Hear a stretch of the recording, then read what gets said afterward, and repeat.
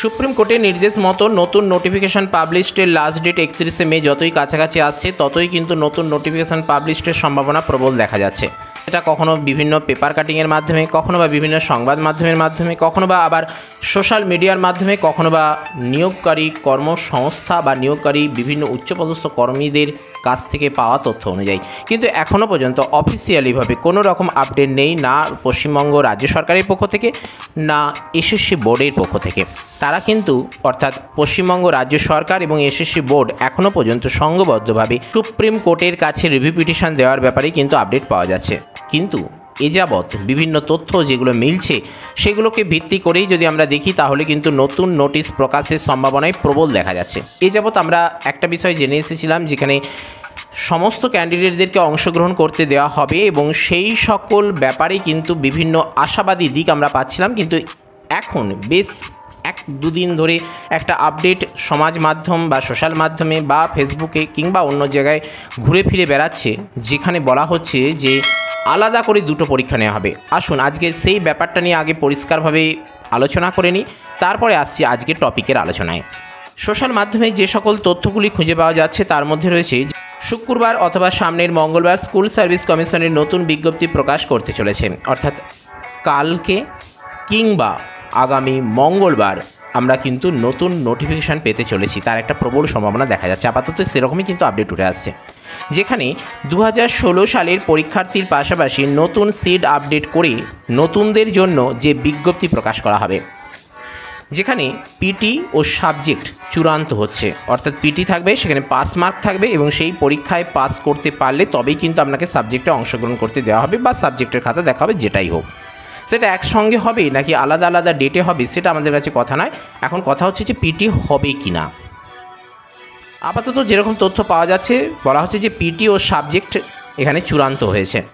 দুটি পরীক্ষার ব্যবধান থাকবে 3 মাস। অর্থাৎ 2016 সালের পরীক্ষার্থীদের পরীক্ষা যদি সেপ্টেম্বর মাসে হয়, নতুনদের প্রায় 18,000 সিটের জন্য পরীক্ষা হবে ডিসেম্বর মাসের মধ্যে। আমরা যেটা বুঝতে পারছি যে নতুনদের জন্য 18,000-এর মতন ভ্যাকেন্সি থাকতে পারে, আর পুরাতনদের যে 26,000 রয়েছে সেটাই থাকবে, অর্থাৎ 42,000 প্লাস কিন্তু এখানে ভ্যাকেন্সি থাকছে। তবে এখানে যেটা বলা হয়েছে যে নতুনদের পরীক্ষা যদি ডিসেম্বর মাসে, আবার ওখানে পুরনোদের পরীক্ষার কথা বলা হচ্ছে সেপ্টেম্বর মাসে, তাহলে কি দাঁড়াচ্ছে এখন ব্যাপারটা অ্যাকচুয়াল যে দুজনদের পরীক্ষা আলাদা আলাদাভাবে হবে। তাহলে এখানে কিন্তু অনেকটা বাধার সম্মুখীন হতে হবে এসএসসি বোর্ডকে, কেননা এটা কিন্তু কেউ মেনে নিতে পারবে না। এই আলাদা করে পরীক্ষা মানে প্রশ্নের প্যাটার্ন আলাদা হবে, প্রশ্নের সরলতা সারল্য অনেকটা কিন্তু ডিফারেন্ট হয়ে যাবে, যেটা কিন্তু ক্যান্ডিডেটরা কেউই মেনে নিতে পারবে না। নতুনদের বিরুদ্ধে পুনরান্না বলবে যে তাদের পরীক্ষার প্রশ্ন হালকা এসেছে, আমাদের কঠিন, আবার ঠিক নতুনরাও পুরনোদের বিরুদ্ধে কিন্তু এরকম কথা বলবে, অর্থাৎ একটা অন্তর্দ্বন্দ্ব সৃষ্টি হয়ে যেতে পারে। নেক্সট দেখুন যেটা বলা হচ্ছে যে নতুন পরীক্ষার্থীরা একটি সুযোগ পাবে, 2016 সালের পরীক্ষার্থীরা দুটো সুযোগ পাবে। এটা কি আদৌ ঠিক হবে? মোটেই ঠিক নয়, কিন্তু এটা যদি হয় তাহলে কিন্তু সেটা খুব খারাপই হবে, সেটা নতুনদের পক্ষেই বলুন আর পুরনোদের পক্ষেই বলুন। নতুনদের জন্য এক্সাম নেওয়ার বিষয়টা ব্রাত্য বসু মহাশয়ের উদ্যোগী। ঠিক আছে, কোনো ব্যাপার নয়, সেটা কার উদ্যোগে হলো সেটা বড় কথা নয়, নতুনরা পরীক্ষায় অংশগ্রহণ করতে পারলো কি না সেটাই কিন্তু দেখার। কার উদ্যোগে হলো, কে বাধা দিল সেটা দেখা মোটেই কার্যকরী নয়। পরীক্ষায় অংশগ্রহণ করতে পারছি কি না, সবাই এখানে সুযোগ পাচ্ছে কি না, সবাইকে সমান চোখে দেখা হচ্ছে কি না, সেটাই ব্যাপার। আর এই আপডেট আসার সাথে সাথেই বিভিন্ন দর্শক বন্ধু আমাদের চ্যানেলে কিন্তু বিভিন্ন কমেন্ট করেছেন, সেই কমেন্টগুলো একটু এক পলকে আমরা দেখে নেব। সৌরভ ঘরোই বলে এক দর্শক বন্ধু বলছেন, পুরাতনের অনেকের কাছেই 2016 সালের কোনো ডকুমেন্টস নেই। এটা স্বাভাবিক, কিন্তু না থাকাটা একেবারে অস্বাভাবিক নয়, কেননা চাকরি কমপ্লিট হয়ে গিয়েছে, চাকরির নিয়োগ কমপ্লিট হয়ে গিয়েছে, তারা চাকরি করছেন, বেতন পাচ্ছেন এবং সেটা বছরের পর বছর। ক্যান্ডিডেট বুঝবে কী করে যে এই 9 নম্বর বছরের মাথায় দাঁড়িয়ে 2016 জায়গায় 2025 সালে এসে দাঁড়িয়ে দেখা যাবে যে সেই সকল চাকরি বাতিল হলো, তাদেরকে নতুন করে অংশগ্রহণ করতে দেওয়া হলো, যেখানে রাজ্য সরকার বা এসএসসি বোর্ড তারাই ওএমআর সিট তাদের রাখেনি, তাদের কোনো রকম তথ্য সংগ্রহ করে রাখেনি, তাহলে ক্যান্ডিডেটরাই বা কতটা রাখাটার ব্যাপারটা কী করে ভাবতে পারে? এখানে ডকুমেন্টস না থাকাটা কিন্তু একেবারে অস্বাভাবিক নয়, তারা এই পরীক্ষায় সুযোগ পাবে না। সরকার ঘুর পথে এই 26,000 ক্যান্ডিডেটকেই আবার সুযোগ করে দিল, বঞ্চিতরা বঞ্চিতই থেকে গেল, এটা একদম সত্য কথা। নেক্সট দেখুন, বিশ্বজিৎ হালদার বলে এক দর্শক বন্ধু বলছেন, একটা পেপার নোটিশ আসলো কিনা, পড়া চালু। আবার পরের বছর আবার পেপারে বলবে আবার পড়া চালু, কিছু হবে না এইভাবে।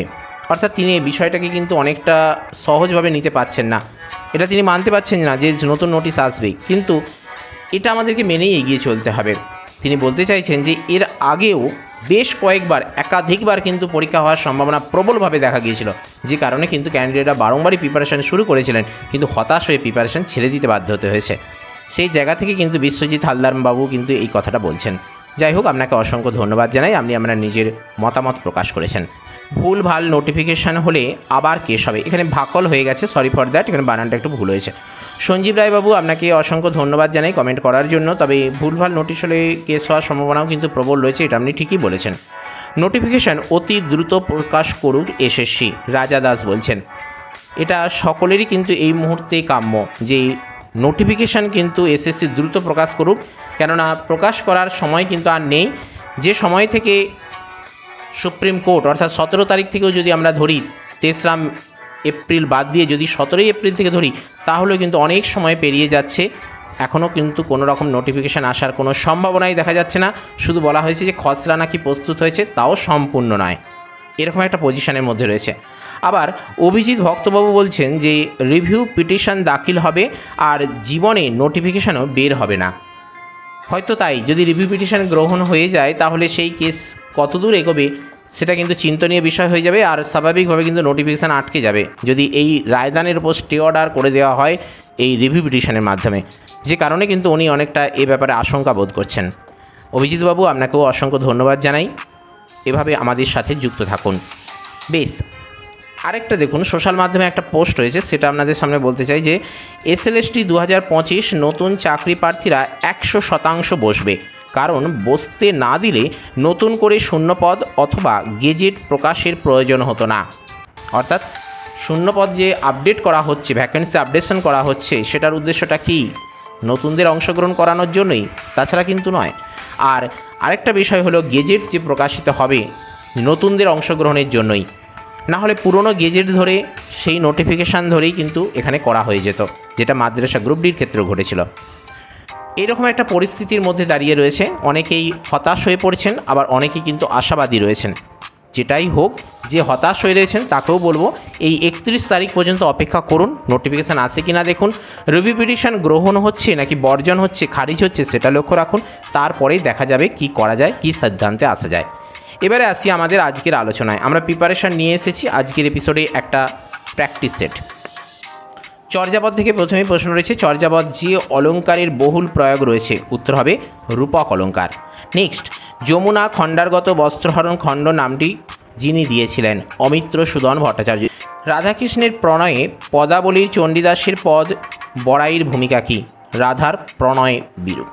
একটা কথা বলবো, যদি 31শে মের মধ্যে নোটিফিকেশান পাবলিশড হয়ে যায় তাহলে এই পিটি আদৌ হবে কি না হবে সেটা কিন্তু আমরা নিশ্চিত নই, তবে আমার ব্যক্তিগত ধারণা, আমার ব্যক্তিগত বিশ্বাস বলে পিটি কিন্তু হবে না, কেননা হিউজ সংখ্যক ক্যান্ডিডেট রয়েছেন, তাদেরকে কন্ট্রোল করা কিন্তু মোটেই সম্ভব নয়। একটা পরীক্ষার মাধ্যমেই কিন্তু রাজ্য সরকার সমস্ত বিষয়টা মিটিয়ে নেওয়ার চেষ্টা করবে। আর যদি পিটি হয় তাহলে তার সুবিধা কতটা আছে সে যেমন বলা যায়, ঠিক তার থেকে অসুবিধা কিন্তু অনেক বেশি, কেননা দীর্ঘ 9 বছর অপেক্ষা করার পর যদি পিটির কারণে আপনি যদি নিজের সাবজেক্টের পরীক্ষাটা দিতে না পারেন, তার থেকে দুঃখজনক বিষয় আর কিছু হয় না। কেননা পিটিতে পাস মার্ক রয়েছে, পাস করতে হবে, ঠিক আছে, কিন্তু তবুও এই এসএসসির প্রিপারেশান ছেড়ে পিটির জন্য প্রিপারেশান নেওয়া এবং তাতে পাস করা, এবং সেটা সীমিত সময়ের মধ্যে, এবং যেখানে এসএসসির জন্য পড়তে হবে পিটির জন্য পড়তে হবে, এটা কিন্তু খুব ক্রিটিক্যাল একটা ব্যাপার। তো এইরকম একটা জায়গায় দাঁড়িয়ে যদি পিটি হয় তাহলে আমাদেরকে অন্যরকমভাবে ভাবতে হবে, কিন্তু পিটি না হওয়ার সম্ভাবনাই বেশি, এবং না হোক সেটাই আমরা চাইব। নেক্সট, এখানে প্রশ্ন আসি, বিদ্যাসুন্দর পালার আদি রচয়িতাকে? শ্রীধর। পরবর্তী প্রশ্ন, রাজা কৃষ্ণচন্দ্রের সাম্রাজ্যের পশ্চিম সীমায় অবস্থিত কি? ভাগীরথী নদী। এইভাবে এখানে সাহিত্যের ইতিহাস থেকে আদি মধ্যযুগ থেকে পরপর রয়েছে, যেমন দুঃখজয়ের কবি যাকে বলা হয় রামপ্রসাদ সেনকে, তিনি ছিলেন ভারতচন্দ্রের সভাকবি। নেক্সট, কবি মুহম্মদ জীবন যে কাব্য রচনা করেন? বানু হোসেন বাহরাম গৌর। এই প্রশ্নগুলো পরপর দেখবেন, খুব ইম্পর্টেন্ট প্রশ্ন, আমরা একদম সিলেক্ট করেই কিন্তু এগুলো দিয়েছি। প্রমিলার ইষ্টদেবী কে? মেঘনাদ বধকাব্য থেকে রয়েছে ইন্দ্রাণী। সায়ম কাব্যগ্রন্থের অন্তর্গত প্রথম কবিতাটি হলো পারুলের আহ্বান। প্রভু নষ্ট হয়ে যায় কাব্যগ্রন্থটির প্রচ্ছদ অঙ্কন করেছেন কে? পূর্ণেন্দু পত্রিক।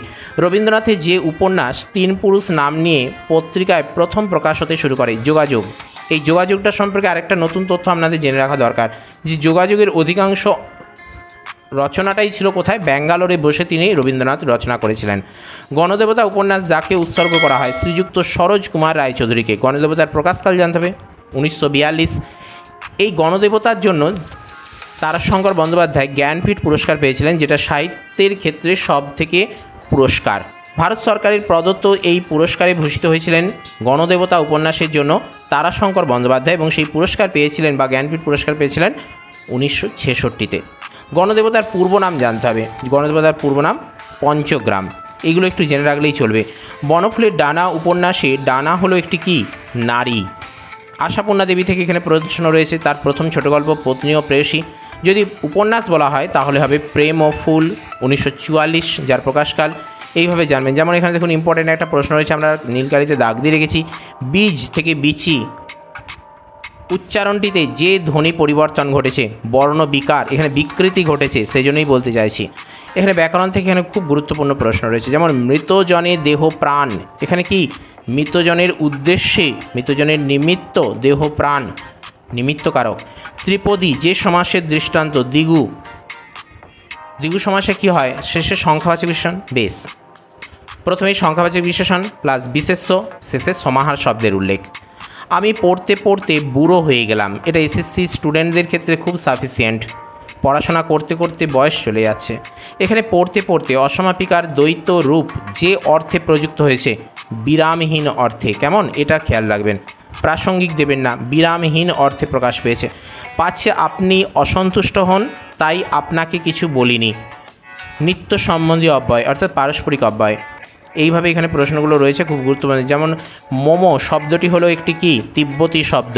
এইভাবে এখানে ব্যাকরণ থেকে রয়েছে, দেখে নেবেন। যেমন কবি সুনীল গঙ্গোপাধ্যায় এই জীবন কবিতায় যা যা ছাড়ার কথা বলেছেন, রোদ, বৃষ্টি, এগুলো ছাড়ার কথা বলেছেন। কবিতাটা মুখস্থ রাখলে তবেই কিন্তু পারা সম্ভব, নচেত একটু সমস্যার সম্মুখীন হতে হবে। তবে এখানে সুনীল গঙ্গোপাধ্যায়ের এই জীবন কবিতাটা কিন্তু একটু চেষ্টা করলেই, দু একবার রিডিং দিলেই কিন্তু আপনার একটা মোটামুটি ডেপ তৈরি হবে, এবং সেই সঙ্গে মুখস্থ করার ক্ষেত্রে অনেকটা সুবিধা হবে। আশা করছি এসএসসির প্রতিটা ক্যান্ডিডেটই কিন্তু এই কবিতা অবশ্যই মনে রাখবেন বা মুখস্থ রাখার চেষ্টা করবেন। প্যারিস থেকে অন্নদাশঙ্কর রায় যে পথে ক্যালে গিয়েছিলেন, রেলপথে। এটা কিন্তু আপনাদের মনে রাখতে হবে যে এই প্যারিস থেকে লন্ডন রেলপথে ক্যালে, ওই যে যাত্রাপথটা, একবার জলপথে একবার রেলপথে, এই রিদিমটা কিন্তু একটু মনে রাখতে হবে। কেমন, বেশ। এবারে আসি পালামৌ। রচনাংশে লেখক মূলত যে দিনের অভিজ্ঞতার কথা বলেছেন, প্রথম দিনের কথা বলেছেন। এসার দাদু যে কারণে কলকাতায় এসেছিলেন, এসাকে না দেখে থাকতে পারবেন না বলে এসেছিলেন। ছুটি গল্পে, রবীন্দ্রনাথের ছুটি গল্পে ফটিকদের পদবী কি, ফটিক চক্রবর্তী। লেডিকেনি খুব গুরুত্বপূর্ণ প্রশ্ন, শব্দে কি জাতীয় অর্থ পরিবর্তন ঘটেছে, অর্থ সংক্রম। লেডিকেনি মানে কি, একটা মিষ্টান্ন বিশেষের কথা বলা হচ্ছে। আয় আরও বেঁধে বেঁধে থাকি কবিতায় কি বলা হয়েছে, কবিতায় আমাদের ইতিহাসগত যে পরিচয়ের কথা বলা হয়েছে কি না, ভিখারি। আফ্রিকা, যার প্রকাশকাল 1936, আবার কোথাও 37ও বলা হয়।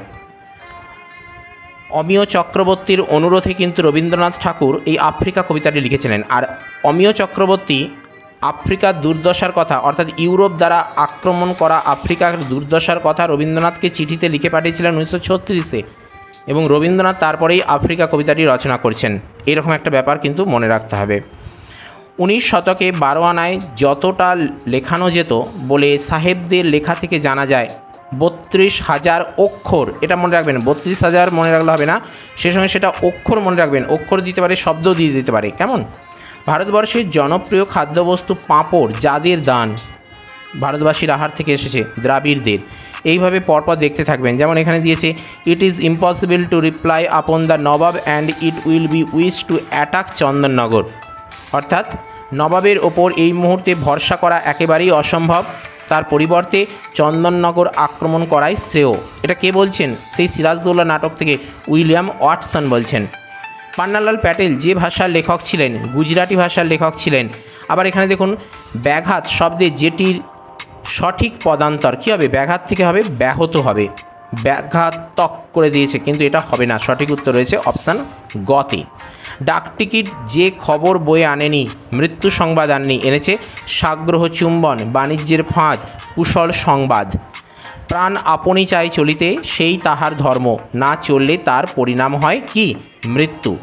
ঠেলাগাড়ি নিয়ে যেতে যেতে খোকার মূর্তি যে গাছের আড়ালে অদৃশ্য হয়ে যায় কী হবে সুপারি গাছের আড়ালে। আবোল তাবোল কবিতা থেকে কি প্রশ্ন এসেছে? আবোল তাবোল কবিতায় যে সুরে গান ধরা হয়েছে, খেয়াল সুরে গান ধরা হয়েছে, এগুলো কিন্তু অবশ্যই মনে রাখবেন। কবিতার একদম লাইন ধরে ধরে কিন্তু প্রশ্ন আসবে। বীরাঙ্গনা কবিতায় সর্বমোট যতগুলি পংক্তি রয়েছে 54টি। প্রচুর শব্দটির পদান্তর কি প্রাচুর্য। এইভাবে যেমন আরেকটা প্রশ্ন খুব গুরুত্বপূর্ণ রয়েছে, জয়রাম মুখোপাধ্যায় হাতি ভাড়ার জন্য যে বিজ্ঞাপন দিয়েছিলেন তাতে ভাড়াপতি যা ধার্য করা হয়েছিল।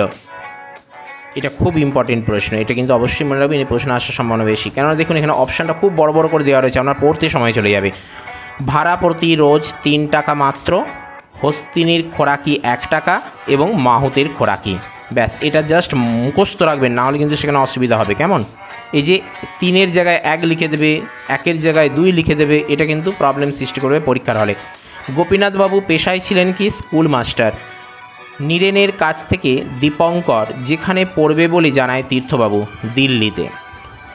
আবার একটা প্রশ্ন রয়েছে, তাপসের মনে মানুষের এই বীক্ষণ যন্ত্র রক্ষা করতে পারবে না, কারণ ধর্ম, রাজনীতি, সমাজ এই 3 শক্তি একযোগে বীক্ষণকে কী করবে ভক্ষণ করবে। এখানে প্রফেসর শঙ্কু থেকে এসেছে। প্রফেসর শঙ্কু সুলিটেলমার পাবলিক লাইব্রেরিতে যা পড়তে গিয়েছিলেন, লন্ডন টাইমস পত্রিকাটি পড়তে গিয়েছিলেন। নরবার্ট বুশের বাড়ি থেকে দুর্ঘটনার জায়গাটি কত দূরে অবস্থিত? 85 কিলোমিটার দূরে অবস্থিত। প্রফেসর শঙ্কুর বাবা কত বছর বয়সে মারা গিয়েছিলেন? 50 বছর বয়সে। এবার প্রফেসর শঙ্কুর বাবার নাম জানতে হবে, প্রফেসর শঙ্কুর নিজের পুরো নাম জানতে হবে, ত্রিলোকেশ্বর শঙ্কু, ত্রিপুরেশ্বর শঙ্কু, এই সকল নামগুলো ভালোভাবে জানতে হবে। অ্যাপোলোর ভাইস প্রেসিডেন্ট হলেন, অর্থাৎ কোনি থেকে এসেছে কে? নকুল মুখুজ্জে। লীলাবতীর দোকানটি যেখানে ছিল গ্রে স্ট্রিটে, পরে কিন্তু সেটা হাতিবাগানের ওখানে ট্রান্সফার হয়, এটা কিন্তু মনে রাখতে হবে। আবার এটা জানতে হবে যে লীলাবতীর দোকানের নাম কি? প্রজাপতি। আর ক্ষিতীশের দোকানের নাম কি ছিল? কি ছিল মনে পড়ছে? সিনহা টেলারিং। বেশ। এসএফ খাতুন রচিত উপন্যাসের নাম কি? জোবেদা। লজ্জা উপন্যাসটি রচয়িতাকে তসলিমা নাসরিন, বাংলাদেশি লেখিকা বা উপন্যাসিকা। অমৃতা প্রীতম পদ্মবিভূষণ ও সাহিত্য একাডেমি ফেলোশিপ পেয়েছিলেন 2004 সালে, এগুলো একটু মনে রাখবেন। আবার এখানে দেখুন রয়েছে 1945 সালে 177 জন মুসলমান কবির 174টি কবিতা সংকলন কাব্য মালঞ্চ সম্পাদনা করেন আব্দুল কাদির ও রেজাউল করিম। আবার দেখুন লাস্ট প্রশ্ন যেটা রয়েছে, বুদ্ধদেব বসুর মৃত্যুর পরে জন্মের আগে, খুব গুরুত্বপূর্ণ প্রশ্ন এটি। কবিতায় নিঃসঙ্গবোধের সঙ্গে এলিয়টের যে কবিতার নিঃসঙ্গবোধের সাদৃশ্য আছে, জেনানশন, এগুলো কিন্তু মনে রাখবেন। কেমন? এই প্রশ্নগুলো প্রত্যেকটাই আপনারা কিন্তু পিডিএফ আকারে পেয়ে যাবেন টেলিগ্রাম গ্রুপে। যদি আপনারা ডেসক্রিপশন বক্সে দেওয়া লিঙ্কে ক্লিক করে টেলিগ্রাম গ্রুপে জয়েন হয়ে যান, তাহলে কিন্তু সেগুলো আপনারা সেখান থেকে অতি সহজে সংগ্রহ করতে পারবেন। সেই সঙ্গে ভিডিওটিকে লাইক করার পাশাপাশি চ্যানেলটিকে সাবস্ক্রাইব করে আমাদের সাথে যুক্ত থাকবেন, কেননা এসএসসি সংক্রান্ত ছোট বড় সমস্ত আপডেট কিন্তু আপনারা এইখানে নিয়মিত টাইম টু টাইম পাবেন। আজকের এপিসোড আমরা আপাতত তাহলে এখানেই শেষ করছি। Stay tune, stay connected with Sahitya Abhiyan. Thank you.